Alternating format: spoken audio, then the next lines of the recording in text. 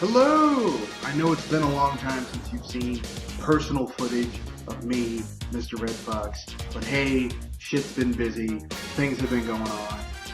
Let's get into it. So, essentially, we're going to be doing the year in review. Now, normally I do this on a podcast at the end of the year, but I don't feel like doing it at the end of the year this year, so instead, this is just going to be my year in review. What I think about the gaming industry on a whole as the year review. This is going to be a 3-part video.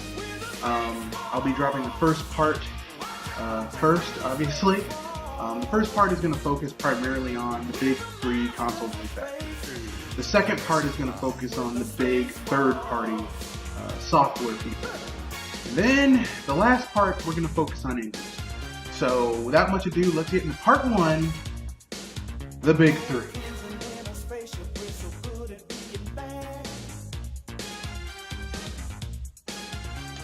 Alright, so I'm going to start with Sony first since, you know, it should be relatively easy to do this. So, Sony. Sony began this year pimping out PSVR and the PS4 Pro. We can essentially say that did not pan out the way they wanted it to. The PSVR has been selling abysmally, as has the PS4 Pro. So, I mean, basically what they wanted, they didn't get. I don't know what to really say about that. In terms of hardware-wise. Games-wise, you know, if you extract the usual suspects of, you know, the multi-plats that are available on everything, Sony would have had a decent year for first-party games, first-party exclusives released for the system. The problem is that most of the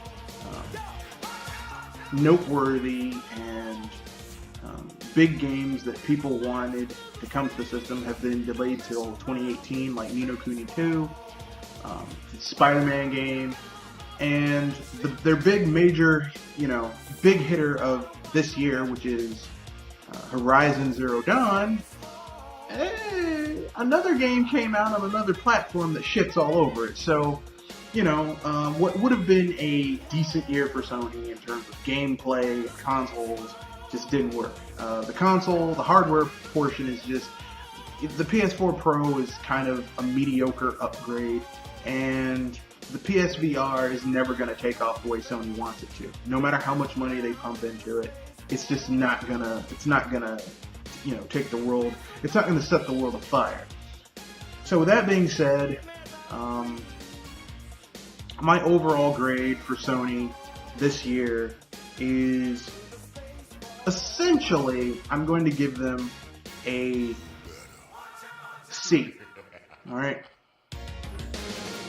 A low C, like 78. Okay? So, with that being said, let's move on to Microsoft. Ugh, Microsoft.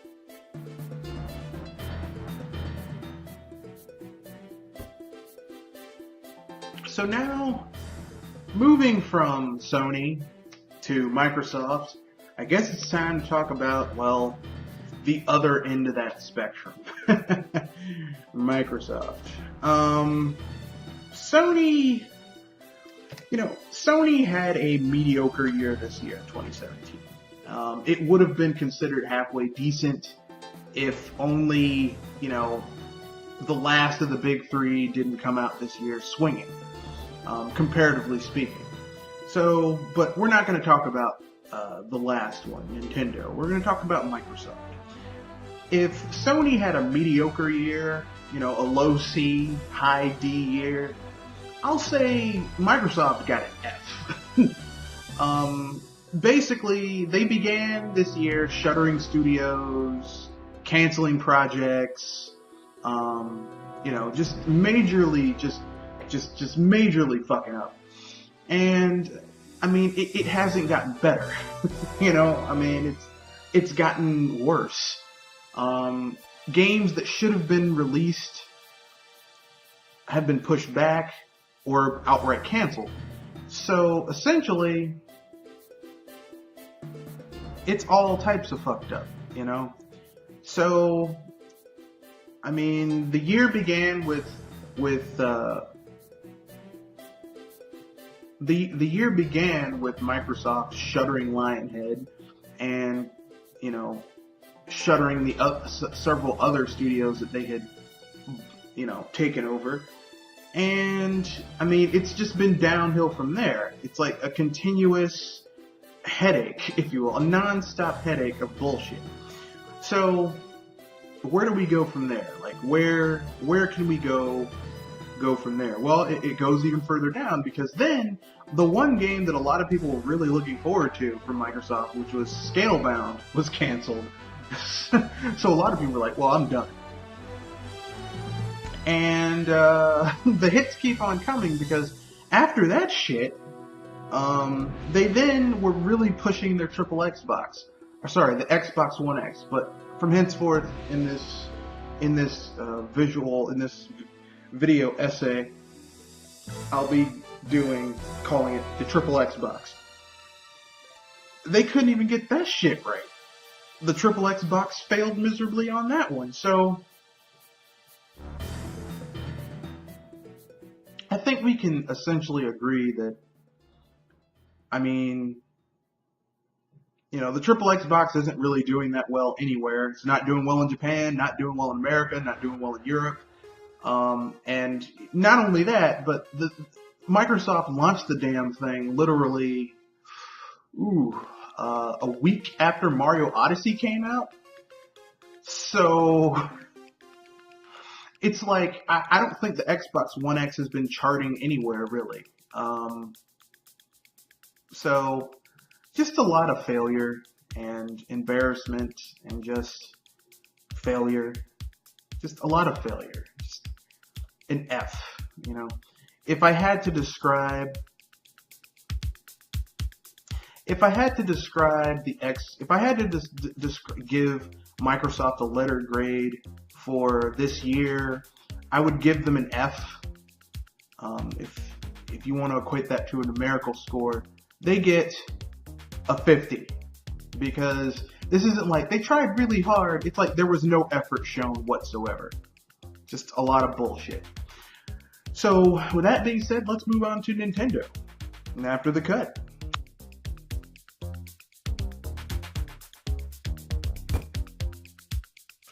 So, I mean, you can't deny, even if you're not a Nintendo fan, that Nintendo came in to 2017 ready to fight. You know, like they had something to prove, which they did, because the Wii U was an underperforming product, and they had to prove that they still had it. And they did. Literally, they showed how you support a console that you want to succeed. And what I mean by this is that they launched a product, and every month since the launch of the of the Switch onward, they basically were putting out quality games every single month. At least one console exclusive. Sometimes first party or sometimes second party, but something you could only get on their system. If, you know, except for maybe Mario Kart 8. Mario Kart 8 is kind of like the odd man out, but generally speaking, the rest of it, they came out swinging, and they supported the shit out of the Switch this year. Like I said, console exclusive after console exclusive after console exclusive after console exclusive. And when it launched in March, it launched with Breath of the Wild. And then the next month, it had ARMS. And then the month after that, there was Splatoon. And the month after that, there was the Fire Emblem game. And then ARMS, then Mario Kart, then Splatoon 2. Then the month after that, it was the Fire Emblem game. Then the month after that, it was Breath of the Wild. I mean, and that was just from Nintendo themselves, either first or second party. They just continuously just came in there and just beat the shit out of everybody if this was a street fight. So while the Switch is not perfect, it does have its issues. Overall, it's a really good console. It's really, really good.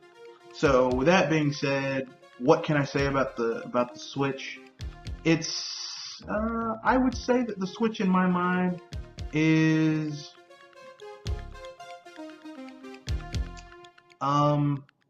it's a good console. It's been selling gangbusters. It's going to outsell the Wii U by next year.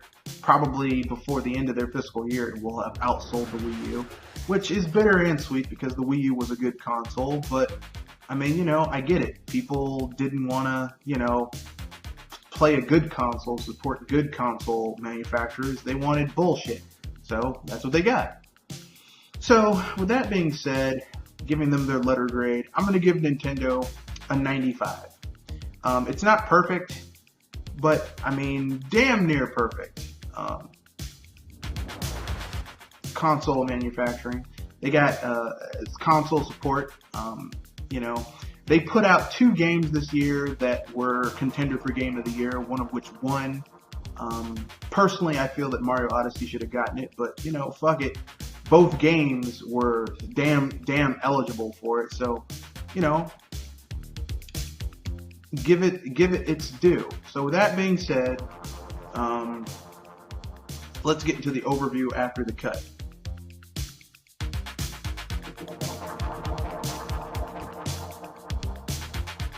Okay then, so you know, this is just my feelings about the gaming, the year, you know, just my overall feelings about this year in gaming. Now, I know some people are going to be like, oh, how could you say this? Hear me out before you just dismiss what I'm about to say, okay? People got mad at me during the VGAs where I was like, you know, this year is still pretty damn mediocre for gaming. Aside from being, you know, aside from you owning a Nintendo console or, you know, a platform supported item, it's pretty damn mediocre. And people got mad at me like, what do you mean? Hear me out, okay? It's not good that there's only one console manufacturer who actually brought their A game this year. You know, you should basically, even if you only own one console, you should feel like you have something worth owning, worth playing, and not feel like you're missing out. You really can't say that, basically, right now. And if you don't believe me, let's look at the, let me show you my calculations. So, basically, I gave a letter grade to each of the console manufacturers. You know, I gave a console grade to Nintendo with a 95. I gave Sony a console grade with a 78. I mean, it's a low C.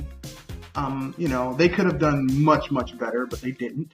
And I gave Microsoft a 50 because, I mean, you can't say that Microsoft's support of the Xbox console this year was anything but an F.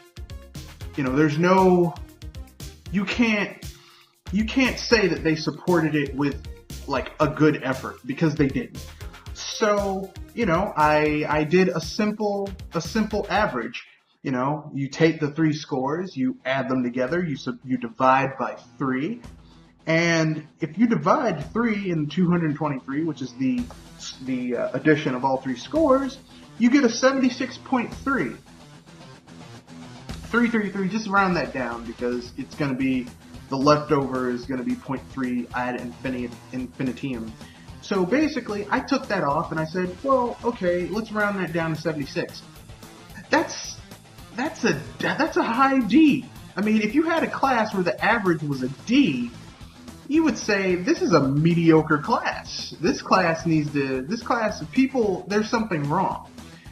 And I mean, as far as the big 3 are concerned, it's not good that only Nintendo this year was bringing their A game. Okay? Now, Nintendo had to bring their A game because they were launching new hardware this year. But Sony should have brought their A game because their console has been on the market for a while. There's no excuse for games being pushed back left and right. And Microsoft, they're literally fucking launched. I mean, for them, it's essentially a new console. It's a rebranding. It's a reboot of the Xbox brand. And they had zero first-party hardware for that shit being launched this year. If you can't see there's being something wrong with that situation, I don't know what to say. So with that being said, my overall thoughts about the system is just about the big three this year is that, I stand by my statement. Overall, this has been a mediocre year for gaming, unless you're a Nintendo fan. Now, here's the thing. I am a Nintendo fan, but I think other people who own Xboxes and PS4s should be able to say, well, even if I don't have a Switch or even if I don't have an Xbox, I'm still having fun with what I do have on my console. You can't really say that if you own a PS4 and Xbox One at this point. So, with that being said, I stand by my statement. Overall, a mediocre year in 2017. It's not fair that Nintendo has to carry these two deadweight motherfuckers on their back. So with that being said, upcoming events after the cut.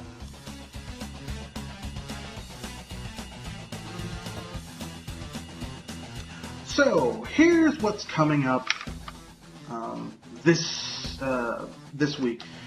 I'm doing 3 videos talking about my overall thoughts about the year in short, in a summary of the year of 2017, in my opinion.